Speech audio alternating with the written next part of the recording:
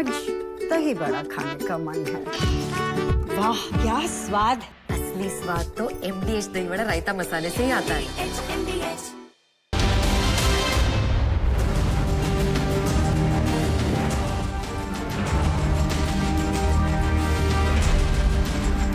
Thank you for joining us on This is Exclusive, coming to you with two big stories. The Robert Vadra super deal, one of India's biggest deals of the century. It's a case study. If you're linked to a politician or a political party, and if that political party is ruling, you can be anybody. Like Robert Vadra, you can go from 0 to 58 crore in just one deal. That and much more coming up. On the startup scam as well, we have some details. Here are the headlines on This is Exclusive.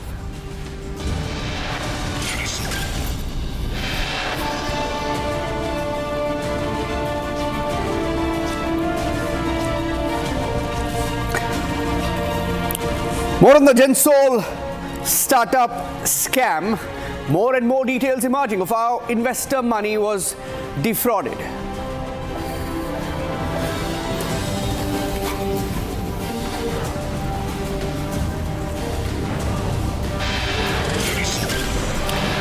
We'll tell you how the scam was busted. An NSC member went to the Gensol manufacturing plant in Pune, which then turned out to be empty. The manufacturing lie busted.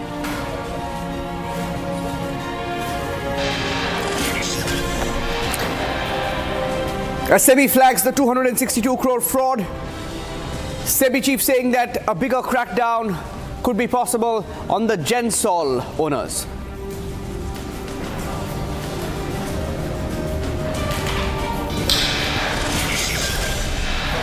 More details emerge on the Vadra land scam. How a bank account with just 1 lakh rupees managed to acquire land worth 7.5 crore rupees, eventually sold it for 58 crore rupees. The 1 lakh to 58 crore success story of Vadra.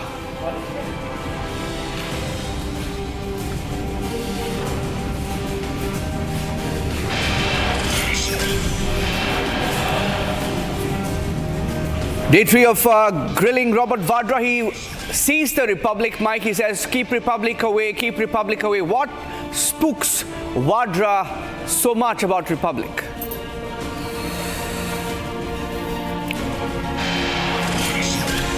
And more details emerging on the Pune Porsche cover-up. Republic, the only channel to stick its neck out and say that there was a cover-up. It's now proven. We'll tell you how two Pune police officials are also facing dismissal.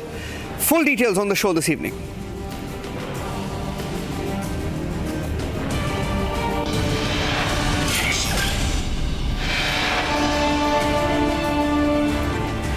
In fact, I'm starting with a breaking news update that we wanted to share with all our viewers. Last year around this time, and let's get you the details, the Pune Porsche cover-up, where a VVIP brat linked to politicians, how he ran over people and he was shielded politically. The Pune police also was a part of that cover-up.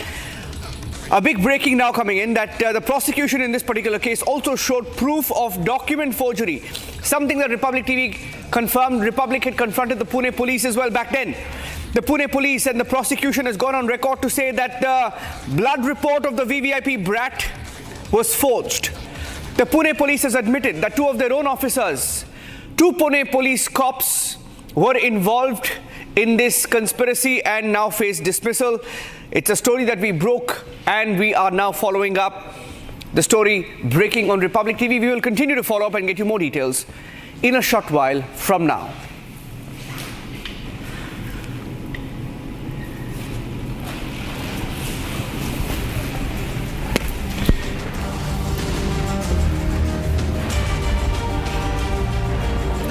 As we talk about the startup scam, a lot of people are invested in the stock markets, and many times these founders and so-called startups try to make false promises. They get a lot of funding. But what do they do with that funding? The story of Gensol, the company behind BluSmart cabs, which are now off the road, is a prime example of how things can go horribly wrong if you lie and cheat And as we look at the Gensol story closer, we found out something more, and I have the details on this is exclusive. This is about the manufacturing plant that wasn't. The manufacturing plant that wasn't. It appears that as far as Gensol is concerned, how they duped investors. In fact, a few weeks back, there was a detailed press release from Gensol saying that they had received pre-orders.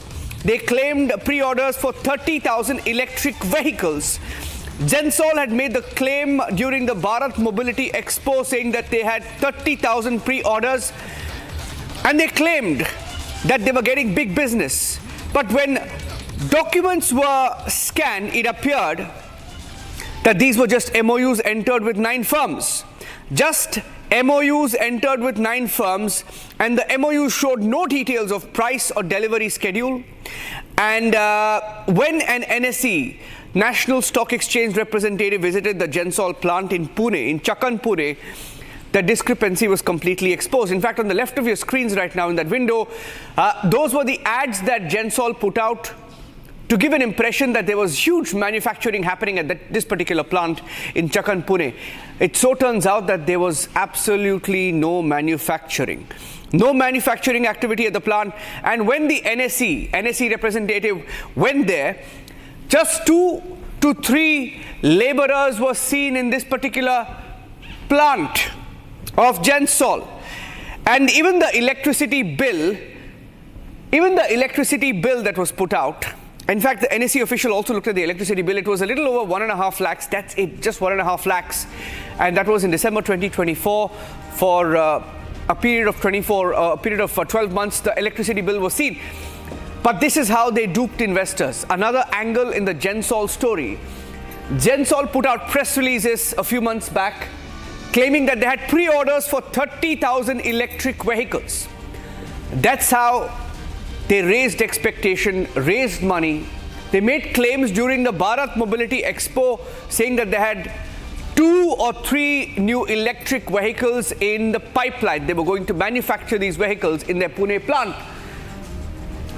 And then, when discrepancies popped up, when documents were scanned, it appeared the documents showed that these were just MoUs entered with around 9 firms for the 30,000 pre-orders that they had claimed. And the MoU showed absolutely no details of the price or delivery schedule of the so-called 30,000 electric vehicles that were promised. And then it gets interesting because the NSE, which is by now probing why the stock prices have crashed, why Gensol is defaulting, they go to their Chakan plant in Pune, and the Chakan plant, the manufacturing plant of Gensol, where they claim that they will be manufacturing these EVs, they saw that there is no manufacturing activity at all. There are 2 huge manufacturing sheds with just 2 to 3 laborers inside. Can you imagine? That's how they conned people and defrauded people. They continued to make money and use their money from investors to splurge on their lifestyle. And when the NSE official asked for the electricity bill to see what really was happening at the plant, there was absolutely nothing. No activity, just 1.5 lakh bill for nearly 12 months. It's the story of Gensol. Maybe Gensol is just one of the many companies out there, many who are listed even, who are conning investors. That's the fear. My colleague Priyanka checked out the Gensol unit in Ahmedabad this evening. And we do understand as the 20% equity contribution clearly inside of the Gensol office said they're not with Gensol and said they do not know anything. We'll move on to some other parts of the office as well, where everyone in fact is just shrugging their shoulders and saying they do not know. That has suspected that large part of the money that had been routed through related entities of the founders for the personal gain, as our colleagues in fact have also been pointing out, that over 42.94 crores that had been paid to DLF for an apartment in Camellia's project, that itself has raised a lot of questions. And apart from that, more than over 30 lakhs of a golf set and personal travel, including leisure and paying off of credit cards and transferring money to close relatives, that has also taken place. And we do understand as the the 20% equity contribution clearly inside of the Gensol office said they're not with Gensol and said they do not know anything. We'll move on to some other parts of the office as well, where everyone, in fact, is just shrugging their shoulders and saying they do not know. That has suspected that large part of the money that had been routed through related entities of the founders for the personal gain, as our colleagues, in fact, have also been pointing out, that over 42.94 crores that had been paid to DLF for an apartment in Camellia's project, that itself has raised a lot of questions. And apart from that, more than over 30 lakhs of a golf set and personal travel, including leisure and paying off of credit cards and transferring money to close relatives, that has also taken place. That is Report from Gensol in Ahmedabad. I'm going across to my colleague Piyush, who is joining us live from Gurugram, where there is a craze to buy properties at the DLF Camellia. So it's supposed to be this society. We've only read about it, Piyush, that there is so-called society DLF called DLF Camellias, where only if you have an apartment there, it's like a statement that you've arrived, where all these so-called startup founders, Forbes 30 under 30 types live. Is that true? And we are hearing that these Gensol owners, whatever people invested in their company, whatever funding came in, they took all that money, gave it to their families, gave it to DLF, and bought some property as well. What they wanted to buy homes there, that's where my colleague Piyush is. DLF Camellias. Tell us more about this DLF Camellias. We don't know, we're not aware about these things. Piyush. Because common people just invest in the stock market, they don't know the craze of these founders. Yes, go ahead. So the unfortunate aspect, and while I speak, I would just request my video journalist to show you the visuals of DLF Camellias. I would just want my video journalist to just zoom in the visuals and show the visuals of DLF Camellias. Now, this is one of the most expensive real estate properties in not only the National Capital Region, Niranjan, but it is one of the most prominent real estate markets in the country, and thereby the who's who of the people who have made it big as far as the finances are concerned, and those people who have gained a lot of money through the angel investing or through investing is concerned. They are making sure that they purchase property in over here at DLF Camellias, which has been recently built. Now you can understand that one flat over here costs about 60 to 70 crores starting, and thereby when you see that the Jaggi brothers, who are promoters of Gensol, they rather used the investor money which was given to them for the company for their own personal benefit, and this has now been confirmed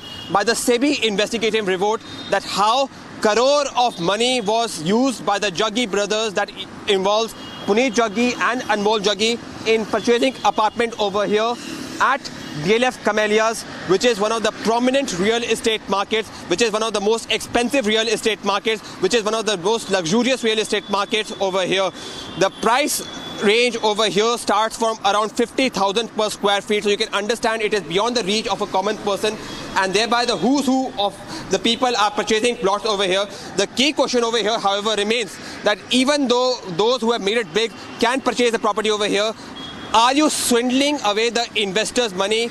Are you swindling away the public money for your own personal benefits? Unfortunately, in this case of Gensol Engineering, it has been witnessed that how the Jaggi brothers unfortunately used it, and this is an unfortunate reality of most of our startups and some of our companies which are using public money for their personal benefits.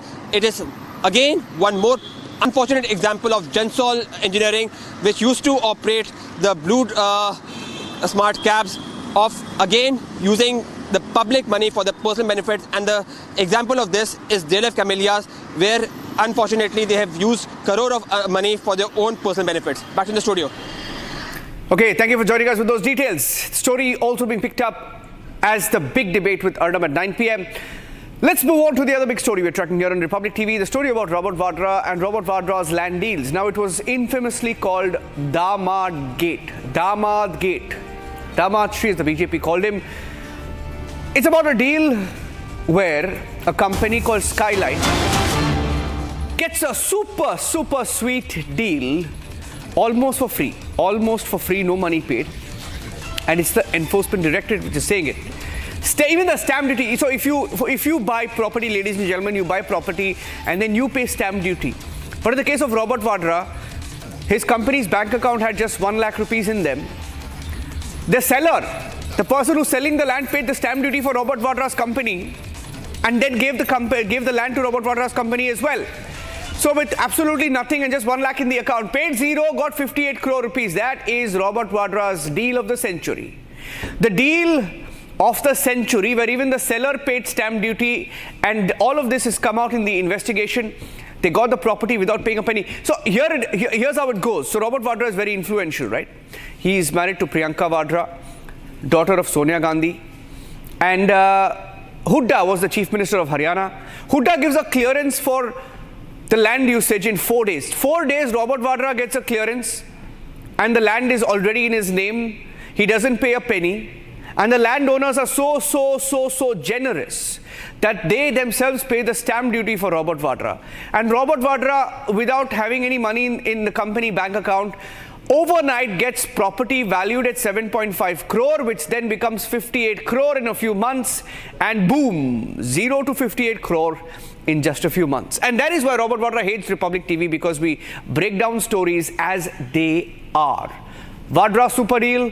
Take a look at how Robert Vadra got frazzled when questioned.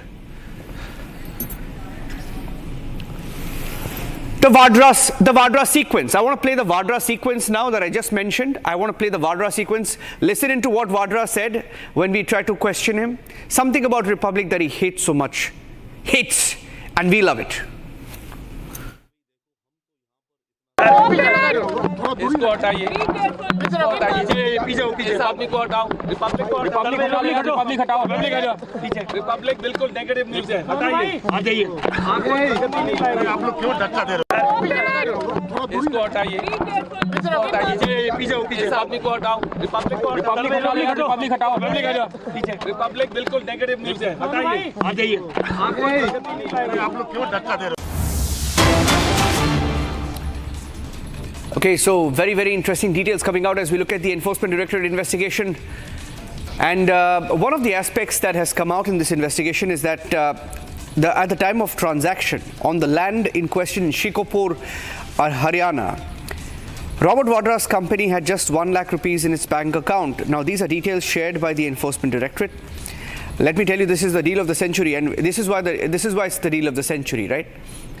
Vadra's company Skylight had roughly 1 lakh rupees in its bank account at the time of the purchase. With 1 lakh balance, they managed to acquire the property, which was valued at 7.5 crore rupees.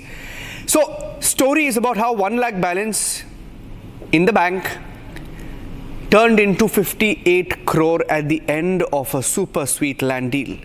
1 lakh balance, 58 crore for Robert Vadra's Skylight Hospitality. Documents also show that Vadra's firms really had no money to acquire the land in the first place. They had no money. Even the stamp duty in 2008, and we're talking about 2008, the stamp duty was 45 lakh rupees, which also, of course, was not in that account at that point of time and was paid for by the seller, Omkareshwar Properties. Omkareshwar paid for the stamp duty, is what the Enforcement Directorate says, as part of its investigation into the Vadra land deal. I will go across to my colleague Shravan as well, who's joining us with the details of this Robert Vadra land deal. In fact, before I go across to Shravan, I want to play that sequence once again. And I want you to listen to how spooked Robert Vadra is when Republic Mike is just there in front of him. Yesterday, he said, "Inko hatao yahan se." And then he also said, "Bahut ho gaya, inko nikalo." He just doesn't like, Robert Vadra does not like Republic being around because he's scared of the questions. Listen in. इसको हटाइए पीछे इस आदमी को हटाओ Republic हटाओ पीछे Republic बिल्कुल नेगेटिव न्यूज़ है हटाइए आ जाइए आप लोग क्यों धक्का इसको हटाइए पीछे इस आदमी को हटाओ रिपब्लिक हटाओ पीछे रिपब्लिक बिल्कुल नेगेटिव न्यूज़ है हटाइए आ जाइए आप लोग क्यों धक्का दे रहे हो. Okay, Shravan is joining us with the details. Shravan, has the ED actually said that he had no money in his account? Well, in fact, Robert Vadra has been saying all this while that there is no evidence that has been gathered by the Enforcement Directorate. This has been going on for over a decade, and he does not know why exactly he is being called in for questioning. Now, that is what he says to everyone. And in fact, since we laid our hands on these documents, which goes on to indicate this, and the Enforcement Directorate, answering your question, Niranjan, specifically points out to this particular land deal. Let me just quickly explain what the ED is saying in these documents. One, that this deal that was between Skylight and a company called Omkareshwar, in fact, this was a deal for 3.5 acres land in Gurgaon, in Shikhopur. That's where the land deal was supposed to take place, worth about 5.5 crores. Turns out that Skylight Hospitality, a company that was floated by Robert Vadra, had just 1 lakh rupees. So they ended up not paying anything, at least for the first 6 months. And interestingly, the stamp duty was also not paid by Skylight. A company which had only 1 lakh rupees as a bank balance, how could they actually strike a deal with another company for 7.5 crore rupees? And secondly, even after taking the land, it is the seller which had to pay the stamp duty, and the stamp duty was around 45 lakh rupees. That money too wasn't paid as far as Enforcement Directorate is concerned from their investigation. The other point is that within 4 days of this land being handed over to Skylight, you had the then Chief Minister Bhupinder Hooda giving the license in just 4 days. What was supposed to be a process that could have taken 3 months. Typically, it would have taken 3 months, but this license was given in just 4 days. And it couldn't have been possible had it been any other ordinary citizen. It is only because he is, after all, the son-in-law, and the Chief Minister wanted to do a favor. So much so, an IS officer was shunted out because, as per this investigation, they say Hooda had clearly stated that the company does not have the financial technical capability, but solely on the ground that the company is owned by Robert Vadra. Okay, thank you for that. I have some more breaking news coming in right now. Shravan, exclusive details coming in from Karnataka of the cabinet meeting that was just held. In fact, this is a story breaking on Republic TV right now.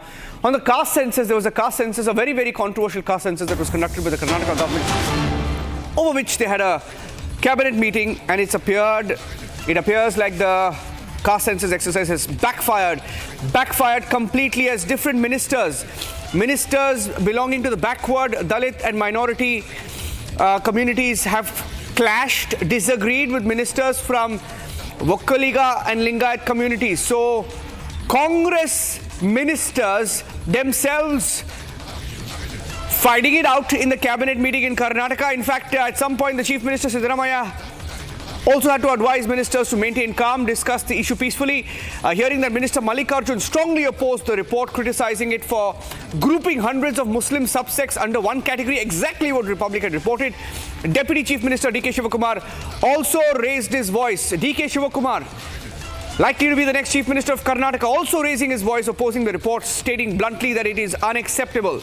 More and more leaders, ministers speaking out, saying that the caste census exercise of the Congress party is a flop. They tried to appease the minority community. They used that report to raise the reservation for minorities, especially and OBCs. Unlikely that is going to go through, given how even Congress leaders are acting on it. That's it on this edition of This Is Exclusive. Thanks for watching. Arnab coming up with 3 big debates starting 8 p.m. लाल रंग इसका अपार, तीखा कम है फिर भी स्वाद, बेमिसाल बेमिसाल MDH Kashmiri, MDH Kashmiri. MDH